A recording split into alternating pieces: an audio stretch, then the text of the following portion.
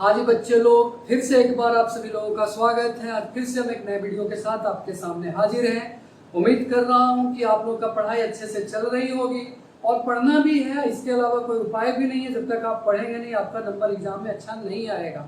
बाकी आपका सपोर्ट के लिए बेशक हम आपके पास रहे ना रहे, पर किसी न किसी तरीके से हम आपके लिए सपोर्ट करने के लिए हमेशा तैयार हैं। ये अलग बात है कि हमारा मीडियम जो है वो आपका ऑनलाइन है, पर आपके सपोर्ट के लिए हमेशा हम लोग यहाँ पर खड़े रहते हैं। मैं सिर्फ अपनी बात नहीं कर रहा हूँ, हर यूट्यूबर की बात कर रहा हूँ जो आपके सपोर्ट में यहाँ पर खड़े हैं और आपके लिए मेहनत कर रहे हैं, और मैं भी आपके लिए बहुत मेहनत कर रहा हूँ। तो हम लोग 11th की बात कर रहे हैं। 11th में इससे पहले मैंने आपको बताया था कि केमिस्ट्री में जो इक्वेशन है उसको समझने के लिए 5 तरह का लॉ है, और उन 5 तरह के लॉ में पहला लॉ ऑलरेडी मैंने आपको बता दिया, जो कि पहला लॉ था law of conservation of mass. आज हम लोग दूसरे लॉ में चलते हैं। किसी भी इक्वेशन के लिए दूसरा लॉ कौन सा इंपॉर्टेंट होता है बच्चों? दूसरा लॉ जो है that is law of definite proportion. तो law of definite proportion, proportion बच्चों आप लोग को पता होगा कहते किसको है? तो प्रोपोर्शन इन द सेंस कि जब किसी एक चीज का रेशियो दूसरे के एग्जैक्टली मैच होता है तो उसको कहते हैं डेफिनिट प्रोपोर्शन। सपोज मान लीजिए a by B ratio b by C, और ये दोनों अगर इक्वल होता है, suppose a by B equal to b by C होता है, तो हम लोग क्या कहेंगे कि इन दोनों का रेशियो जो है वो क्या है? That is exactly similar. तो हम लोग भी अभी वही करने वाले हैं, लॉ ऑफ डेफिनिट प्रोपोर्शन। हम लोग यहाँ प्रोपोर्शन की बात करेंगे कि किसी भी इक्वेशन में लॉ ऑफ प्रोपोर्शन कैसे आपका मैच करता है। तो ये कहता क्या है? ये कहता है अकॉर्डिंग टू दिस लॉ ये pure chemical compound always consist of the same elements combined together in a fixed proportion by weight. मतलब क्या है कि आप कोई सा भी कंपाउंड लीजिए, हम ऐसे एक एग्जांपल लेते हैं। अगर आप रिवर वाटर,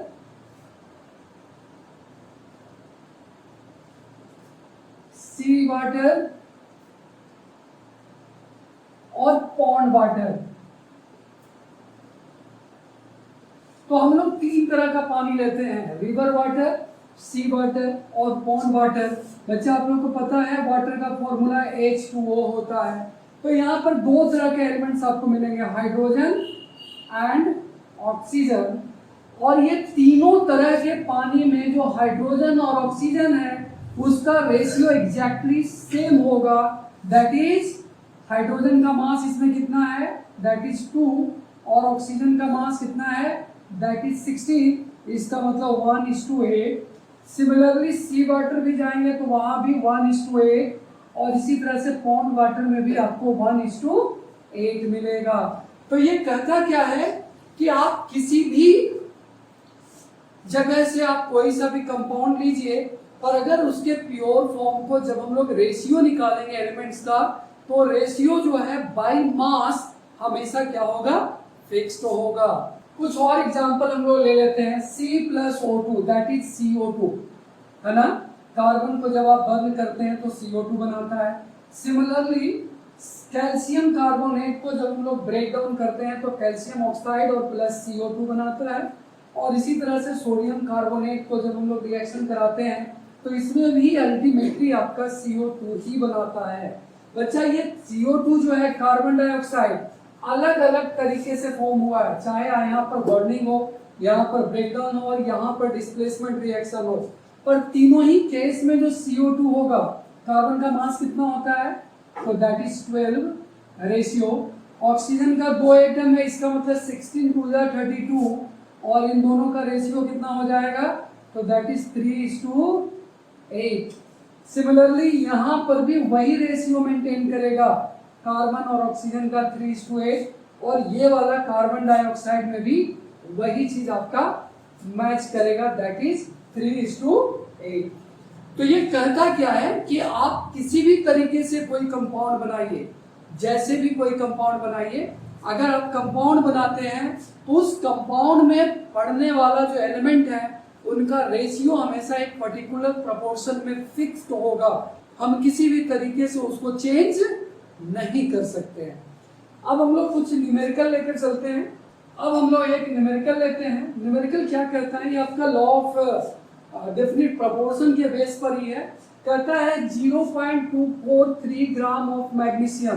तो पहले एक टेबल बना लेते हैं, इससे समझना हम लोग के लिए आसान हो जाएगा। ये हो गया आपका मैग्नीशियम, और मैग्नीशियम कितना दिया है, that is 0.243। Burning with oxygen, oxygen है, एंड एल्ड 0.403 ग्राम MgO। तो हम लोग को पता है कि मैग्नीशियम को जब ऑक्सीजन के साथ बर्न करते हैं तो क्या बनाता है, मैग्नीशियम ऑक्साइड बनाता है, और ये कितना है, दैट इज 0.4030 ग्राम। दूसरे केस में क्या होता है, एक एक्सपेरिमेंट किया गया तो आपका ये केस आया। दूसरे केस में क्या होता है कि 0.182 ग्राम जो है क्या लिया गया, मैग्नीशियम लिया गया, और उसको बर्न किया गया ऑक्सीजन के साथ, और कितना फॉर्म मिला हम लोग को magnesium oxide, that is 0.302 magnesium oxide. अब दोनों ही केस में हम देखते हैं law of conservation of mass तो आप पढ़े हैं, जिसमें आप क्या कहते हैं, जितना एलएचएस में होगा एग्जैक्टली उतना आपको प्रोडक्ट साइड में भी मिलेगा। तो यहाँ पर ऑक्सीजन कितना होगा, तो दैट इज 0.160 ग्राम। उसी तरह से इसमें अगर लेंगे तो इससे माइनस करेंगे तो दैट इज 0.120 ग्राम। तो यहाँ पर हम लोगों को मैग्नीशियम और ऑक्सीजन का क्या आ गया, क्वांटिटी आ गया। अब यहाँ पर हम लोग क्या करेंगे, इन दोनों का रेशियो निकालेंगे, एम मैग्नीशियम रेशियो ऑक्सीजन। तो ये जो निकला है आपका quantity, that is from MgO। हम लोग MgO से निकाले हैं, तो हम लोग क्या लिखेंगे, 2430 रेशियो 160। हम लोग क्या लिखेंगे, 243 रेशियो 160। और दूसरे एक्सपेरिमेंट में हम लोग क्या करेंगे, एक्सपेरिमेंट 1 में हम लोग का ये आया, और एक्सपेरिमेंट 2 में हम लोग का क्या आएगा, सेम चीज 182 रेशियो 120।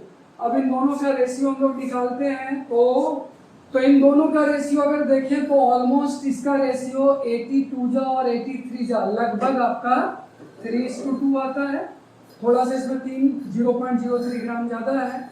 उसी तरह से इसका भी बात करें तो 63 जा एंड 62 जा, ये भी ऑलमोस्ट कितना आता है, 3:2 आता है।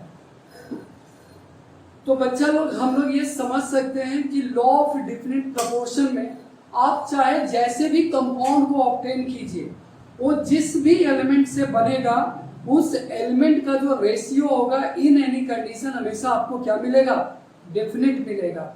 उम्मीद करते हैं कि आपको ये समझ में आया होगा।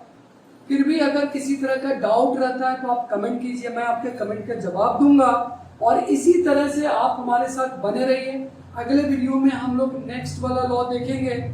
और हाँ, अभी तक आप हमारे इस चैनल को सब्सक्राइब नहीं किए हैं तो यार फटाफट सब्सक्राइब कर दीजिए और नोटिफिकेशन का बटन दबा दीजिए, जिससे जल्दी से जल्दी हम आप तक पहुंच सके।